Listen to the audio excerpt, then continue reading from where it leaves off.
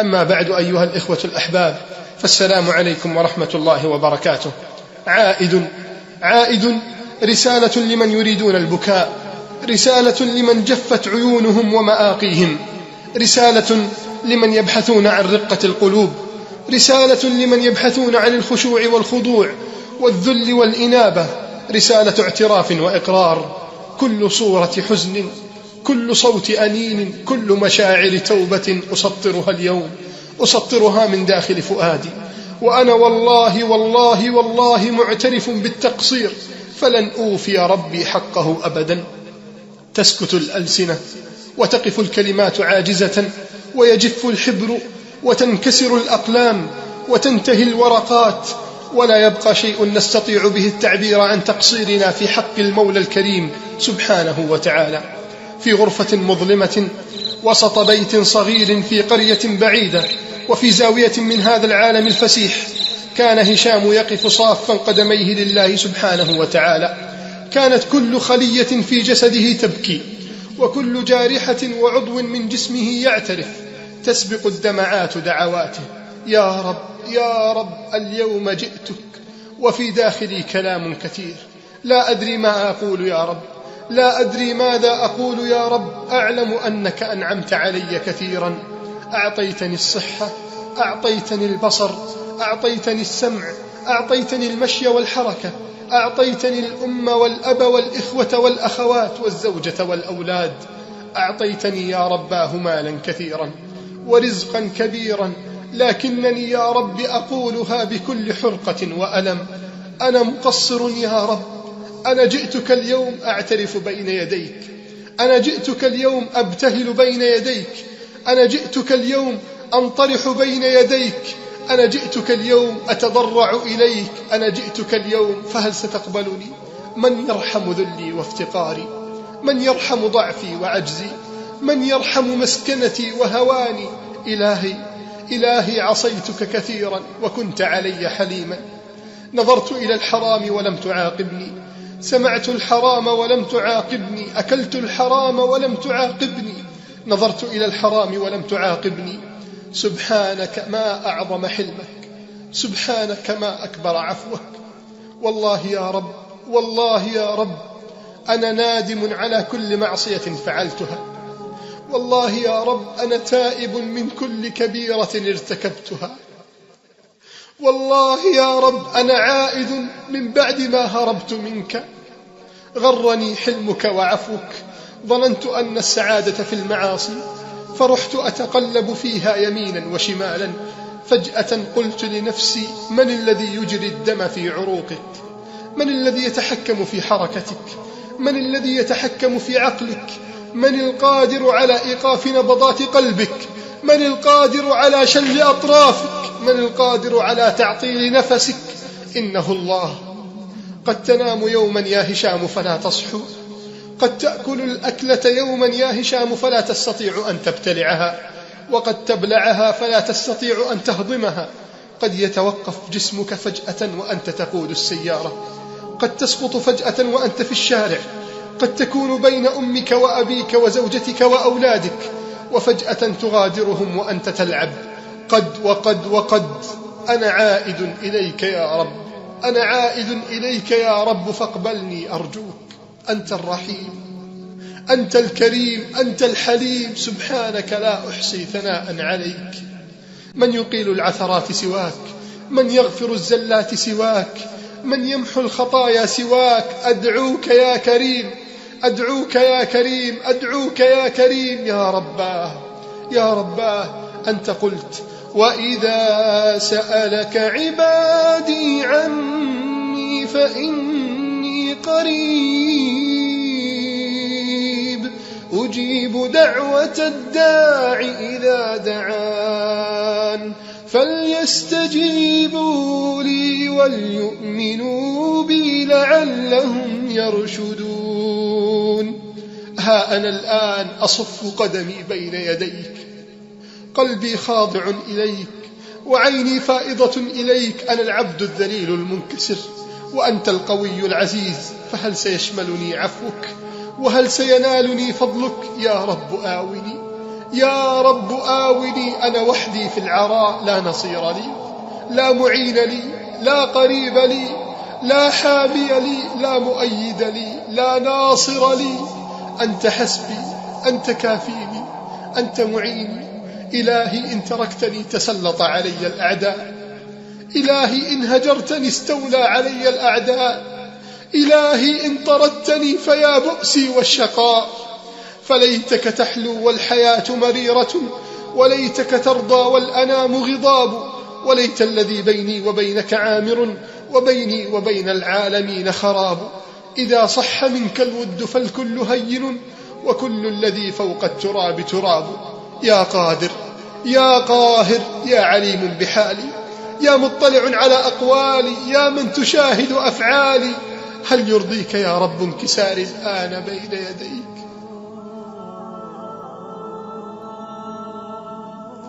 هل يرضيك يا رب، هل يرضيك يا رب انكساري الآن بين يديك؟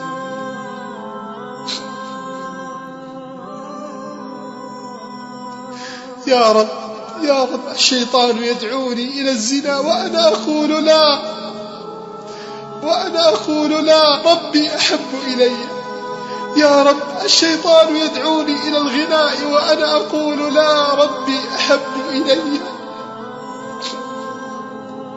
يا رب، يا رب، الشيطان يدعوني إلى الربا وأنا أقول لا، ربي أحب إلي.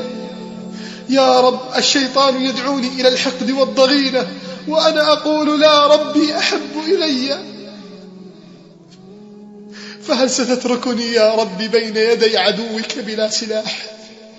يا من لا يخيب من رجاه، يا من لا يضيع من أتاه، هل ستسلمني إلى الشيطان لأني عصيتك؟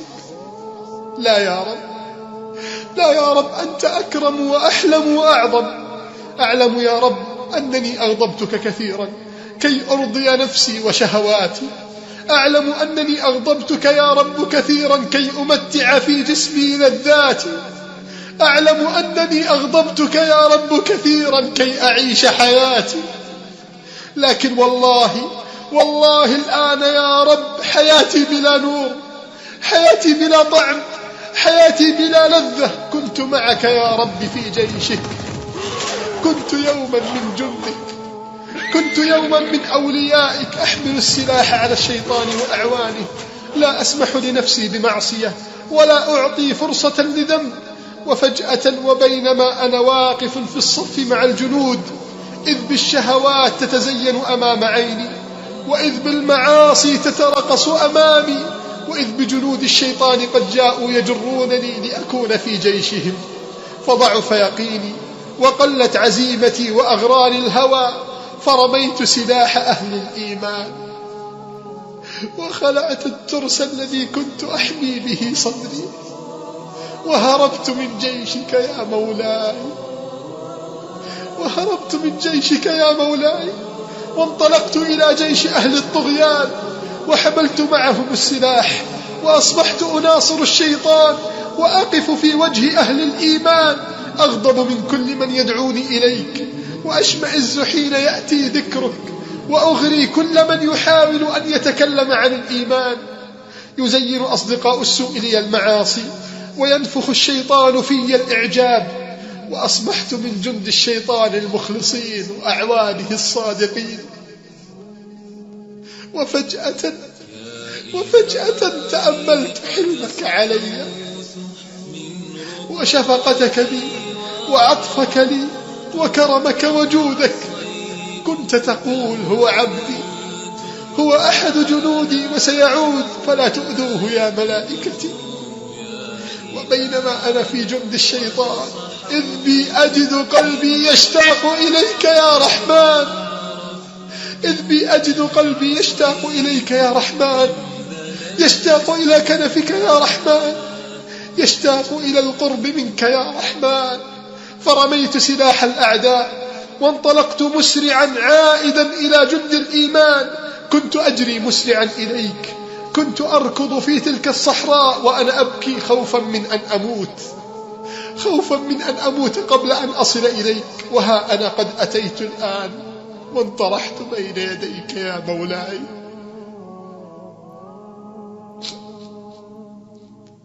وها أنا قد أتيت الآن وانطرحت بين يديك يا مولاي. والله يا رب أنت تفرح بتوبتي، والله يا رب أنت تفرح بعودتي. ألست أنا عبدك؟ ألست أنا عبدك؟ ألست أنا عبدك يا رب؟ يا رب خذني إلى شاطئ الرحمات، يا رب خذني إلى وادي الخيرات. افرح بي هذه الليلة يا رب، افرح بي هذه الليلة يا رب. والله يا رب، والله يا رب لو أعطيت اليوم كنوز الدنيا، لو أعطيت ذهبها وفضتها، لو أعطيت لآلئها وخيراتها، فإن هذا كله لا يساوي فرحتك بي، فإن هذا كله لا يساوي فرحتك بي. أنا المحتاج فقربني إليك، أنا المحتاج فافتح لي بابك. طال وقوفي، طال قيامي، طال نوحي، طال دعائي، طال رجائي، طال ابتهالي. طرقت عليك وتعبت يدي من الطرق على بابك. أنا والله يا كريم أن تغفر لي الآن، أنا والله يا كريم أن تعفو عني الآن، أنا والله يا حليم أن تستر علي الآن. بحر جودك لا ساحل له، وخزائن فضلك ملأى، ويديك سحاء الليل والنهار لا تغيضها نفقة. فاقبلني يا أرحم الراحمين. إن كنت قد عصيتك فوالله لأني لم أقدرك قدرك، إن كنت قد أغضبتك فوالله لأني لم أقدرك قدرك، إن كنت قد استهنت بنظرك إلي فوالله لأني لم أقدرك قدرك. كانت تمر علي هذه الآية: وما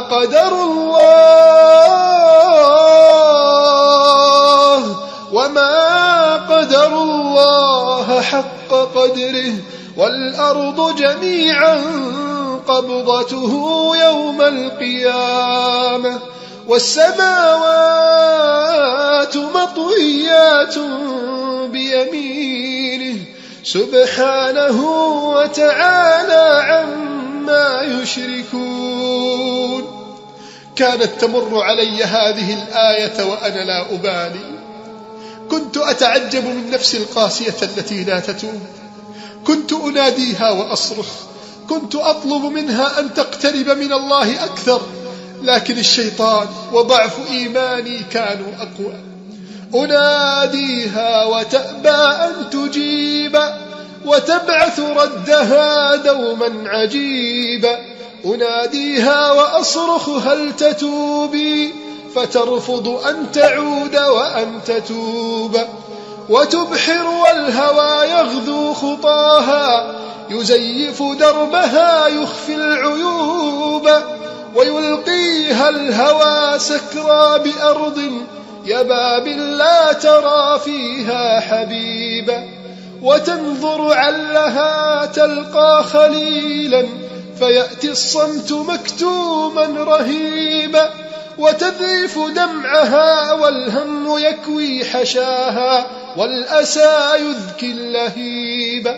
ويأتيها صدى الأعماق يبكي، أطعت الإثم خالفت الطبيب. غرقت وقد رميت الطوق يوما، وكنت كمن رمى شيئا كئيبا. ركبت مراكب الشهوات حتى جنيت الشوك حصلت الذنوب. وتمضي في فلات الهون عطشا، مزعزعة الخطى تشكو كروبا.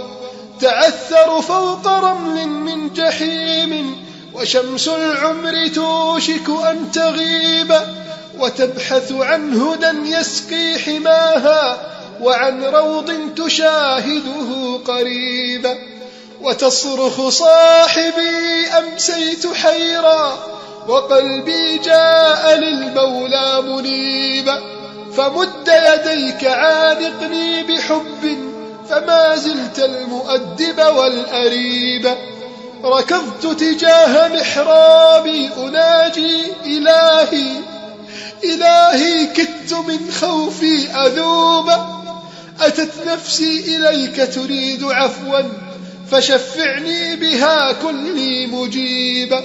رجوتك أنت تصلحها إلهي، وتمنحها الأمان لكي تتوب. رجوتك فارض عنها يا إلهي، ومن يعطى رضاك فلن يخيب. فإن نفسي زكت فالشر ولى، وفاح شذا الإنابة منها طيب. كان هشام يبكي بحرارة، كانت كل دفقة دم في قلبه تقول لبيك يا رب، لبيك وسعديك، والخير كله بيديك. ها أنا قد عدت بعد هروب طويل، ها أنا قد عدت بعد سفر بعيد، فإذا لم تقبلني يا مولاي فما حيلتي وما رجائي، وأنت حيلتي ورجائي، وإليك أرفع ندائي. أبعد هذا كله يا مولاي أكون أنا أشقى خلقك؟ لا يا رب، لا يا رب، لا أموت وأنت غير راض عني، ثم أدخل إلى قبري فيضمني ضمة تختلف فيها أضلاعي، ويأتيني عمل القبيح في صورة إنسان قبيح، ويفتح لي باب إلى النار وأعذب في قبري عذابا شديدا. لا يا رب، رحماك بي، فإن جسدي لا يقوى على عذابك.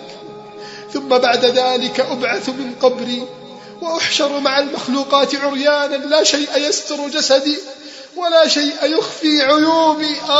من حسرتي حينئذ، من حزني وألمي. ثم أمشي على الصراط والنار من تحتي تزفر وتغلي، وكلاليبها تخطف الناس. فيا ترى هل ستخطفني هذه الكلاليب؟ هل سأحترق بهذه النار التي أوقد عليها 1000 عام حتى ابيضت، و1000 عام حتى احمرت، و1000 عام حتى اسودت فهي سوداء مظلمة؟ لا يا رب، لا يا رب. ثم أين يكون مآلي؟ مع من؟ مع فرعون وهامان، مع الذين كذبوا الرسل، مع الذين حاربوا محمد صلى الله عليه وسلم. أسقى صديدا وزقوما، وتقيدني الأغلال والنيران. يا حسرتي، يا حسرتي، يا أسفي. كان هشام يتأوه بشدة، كان يقول يا رب، يا من أمرتنا بالمسارعة إلى جناتك، ها أنا الآن أسارع إليك، وفي قلبي لك حب وذل. صحيح أنني فعلت الفواحش، صحيح أنني ظلمت نفسي، لكن كرمك وعفوك أكبر. وسارعوا إلى مغفرة من ربكم وجنة عرضها السماوات والأرض أعدت للمتقين الذين ينفقون في السراء والضراء والكاظمين الغيظ والعافين عن الناس والله يحب المحسنين. والذين إذا فعلوا فاحشة أو ظلموا أنفسهم ذكروا الله فاستغفروا لذنوبهم ومن يغفر الذنوب إلا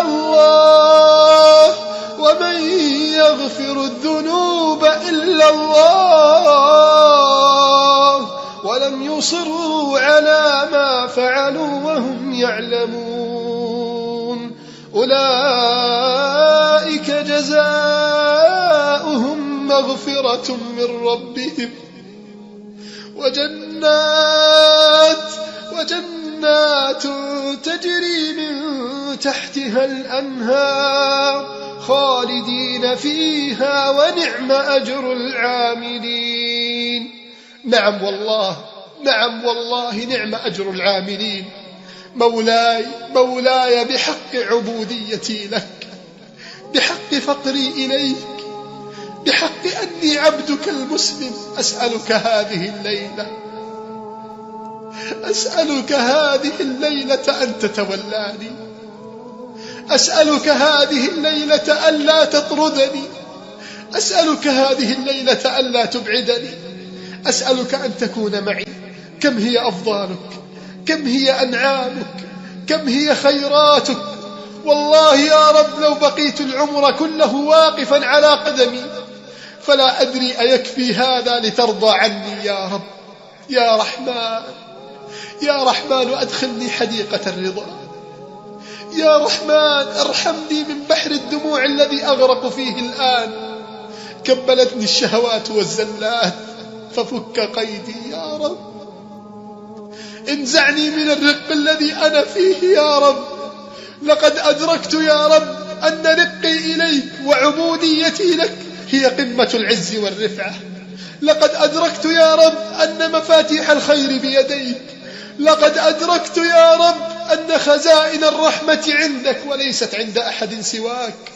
سبحانك ما أعظمك، سبحانك ما أحلمك، سبحانك ما أجلك وأقدرك. بكى هشام كثيرا، بكى وبكى. تذكر هشام قصة صديقه يونس الذي كان بعيدا عن شاطئ الإيمان. تناديه الصلاة فما يجيب. كان مغترا فرحا بقوته، يذهب للشاطئ ليصطاد السمك ويتاجر فيه. وربما حانت صلاة الجمعة والخطيب على المنبر يخطب ويونس لا يبالي. كم آية طرقت سمعه فما اتعظ، كم قصة وصلت إليه فما استفاد، كم من حديث من أحاديث رسول الله صلى الله عليه وسلم قرئ عليه فما خشع قلبه حتى جاء ذلك اليوم. خرج من بيته فجرا، كان الناس يصلون صلاة الفجر جماعة ويونس يعد شبكته وسنارة الصيد، ثم بدأ يمشي على قدميه تجاه الشاطئ حتى يبدأ بالصيد مع طلوع الفجر. كان يعبر الشارع وفي عقله الكثير من الأحلام والأمنيات، وفي جوفه الكثير من الآمال. وفجأة إذ بسيارة مسرعة يقودها مجموعة من الشباب العصاة تصطدم بيونس ليسقط صريعا على الأرض. يسقط بلا حراك والدماء تتناثر منه من كل مكان في جسده. نزل إليه هؤلاء الشباب، قلبوا يونس يمينا وشمالا فلم يتحرك، ظنوا أنه قد مات. كان يونس قد أصيب بشلل كامل. يا سبحان الله، ذلك الجسد القوي الذي كان متكبرا ومتغطرسا على الله، نعم شلل كامل. أما هؤلاء الشباب فقالوا ما دام أن الرجل قد مات فليس هناك حل إلا أن نحمله ونضعه على قضيب القطار الذي يمر عليه فجرا وسوف يدوسه القطار دون علم أحد. حملوا يونس وضعوه في مؤخرة السيارة كما توضع الذبيحة. سبحان الله، ما أهون العاصي على الله. كان يتمنى أن يصرخ بكل ما أوتي من قوة لكنه لا يستطيع. هو الآن مشلول. حملوا يونس وضعوه على القضيب الحديدي الذي يمر عليه القطار، تركوه وانصرفوا. وبدأت اللحظات تمر على يونس بصعوبة كبيرة. ها هو يترامى إلى سمعه من بعيد صوت القطار القادم. يا سبحان الله، بعد هذا العمر، بعد هذه الأمنيات، بعد هذه الأحلام، أين أذهب؟ أموت ولا أحد يعلم عني شيئا. مرت أمام عينيه صور عديدة: السيجارة التي كان ينبعث دخانها بشراهة، المؤذن يناديه من المسجد المجاور ولا يجيب نداء الله، صورة السمك وهو يتلاعب بين شبكته، صورة الناس وهم يخرجون من المسجد من صلاة التراويح في رمضان وهو لا يبالي، صورة المصحف الذي كان يضعه للزينة فوق الرف في صالة المنزل. يا رباه، يا رباه، كم أنا مقصر في حقك. يا ترى ماذا كان يدور في بال يونس الآن؟ هو الآن يبحث عن ذرة أمل في النجاة، في أن يعود إلى الحياة. يقول يونس في تلك اللحظة بالذات، في تلك اللحظة صرخت أعناقي: يا رب، يا رب، أنت تسمع الآن جوفي، أنت تسمع الآن دقات قلبي. نظرة شفقة إلي يا رب، نظرة عطف إلي يا رب، لحظة إحسان واحدة يا رب. أعاهدك يا رب أن أعود إليك إن أنت أنقذتني، أعاهدك ألا أعصيك، أعاهدك ألا أغضبك. يا من يصل المنقطعين أوصلني إليك. كل شيء في داخل يونس كان مشلولا. تذكر نظرات الشباب المتوحشة وهم يقولون الحمد لله لقد مات، علينا أن نضعه على قضيب القطار. ومن بعيد اقترب القطار أكثر وأكثر، وبدأ صوته يصل إلى أذن يونس، وهنا سالت دموع يونس، بكى بقوة، بكى وبكى، كل شيء فيه محطم، والدماء تنزف منه بقوة وغزارة. يا إلهي يا إلهي. واستجاب الله في تلك اللحظة.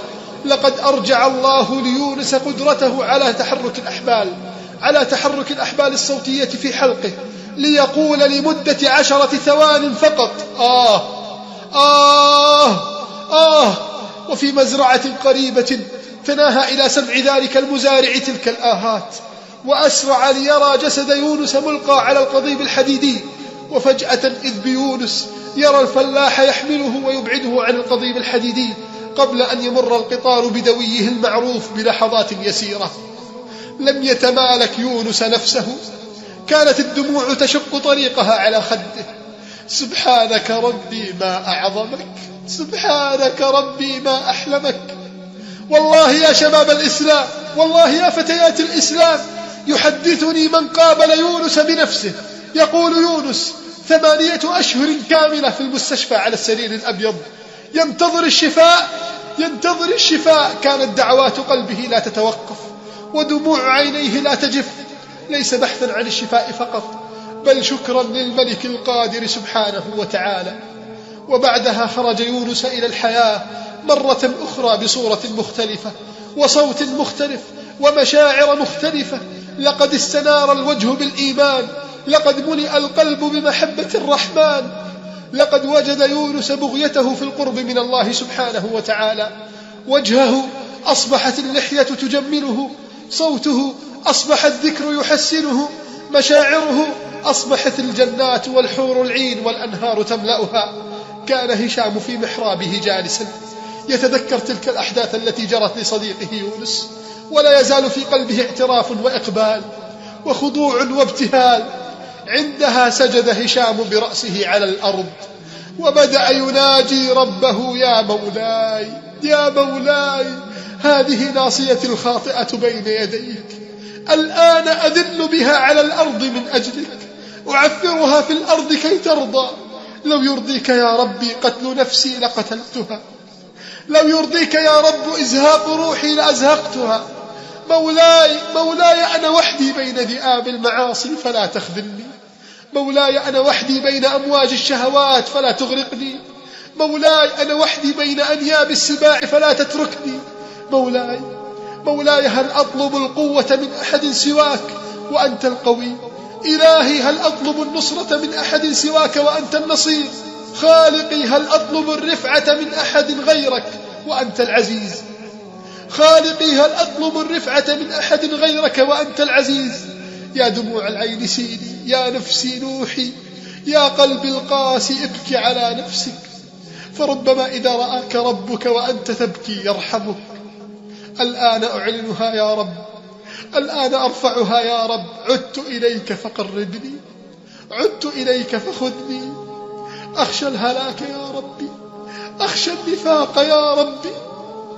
كان هشام يبكي وهو يتذكر عمر بن الخطاب رضي الله عنه، وهو يقول لحذيفة بن اليمان رضي الله عنه: يا حذيفة أسألك بالله هل عدني رسول الله صلى الله عليه وسلم من المنافقين؟ يا هشام، ماذا تقول أنت عن نفسك؟ تذكر أبا بكر الصديق وقد كان في خديه خطان أسودان من البكاء، تذكره وهو يقول: يا ليتني شجرة تؤكل، والله لو كان لي قدم في الجنة وأخرى خارجها ما أمنت مكر الله. تذكر الحسن البصري وهو في لحظات الاحتضار عندما قال له بعض جلسائه: لا تبكي يا أبا سعيد، لا تبكي، فأنت لك فضل وسبق في العلم والعبادة والدعوة. فبكى الإمام الحسن البصري وقال: ومن أبو سعيد ومن الحسن البصري؟ أخشى أن يلقي بي في النار ولا يبالي، أخشى أن يلقي بي في النار ولا يبالي. فهل سيبالي الله بك يا هشام؟ هل سيتوب عليك الله يا هشام؟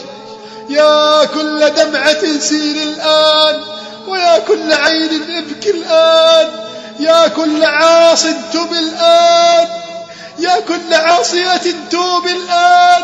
أرجوك يا رب اقبلني ولا تطردني. أدعوك يا رب حبب إلي الإيمان وزينه في قلبي، وكره إلي الكفر والفسوق والعصيان واجعلني من الراشدين. اللهم يا حي يا قيوم يا ذا الجلال والإكرام أصلح شباب المسلمين وأصلح فتيات المسلمين. اللهم خذهم إليك يا حي يا قيوم. اللهم خذهم إلى شاطئ التوبة يا ذا الجلال والإكرام. اللهم ألق التوبة في صدورهم يا رب العالمين. اللهم ألق عليهم السكينة والرحمة. اللهم اصرف عنهم المعاصي والشهوات والآثام والسيئات. يا رب كل شاب بيننا الآن يرفع كفيه إليك ذلا وافتقارا، كل شاب الآن يسمعنا يبكي إليك يا رب يسألك أن تغفر له. كل فتاة بيننا الآن تسمعنا تسألك وتدعوك يا رب أن تتوب عليها. نسألك جميعا يا رب بصوت واحد أن نعود إلى بيوتنا، أن نعود إلى بيوتنا وقد غفرت لنا سيئاتنا وقد رفعت لنا درجاتنا. قل يا رب، قل يا رب عودوا يا عبادي كما ولدتكم أمهاتكم، عودوا إلى بيوتكم فأنا راض عنكم. نسألك أن تحقق أمانينا وأن تبلغنا آمالنا. نسألك أن تقر أعيننا بعودة المسجد الأقصى سالما غانما إلى حوزة الإسلام والمسلمين. اللهم هذا الدعاء ومنك الإجابة، وهذا الجهد وعليك التكلان، ولا حول ولا قوة إلا بالله العلي العظيم. تم الكلام وربنا المحمود، وله المكارم والعلا والجود. ثم الصلاة على النبي محمد ما ناح قمري وأورق عود.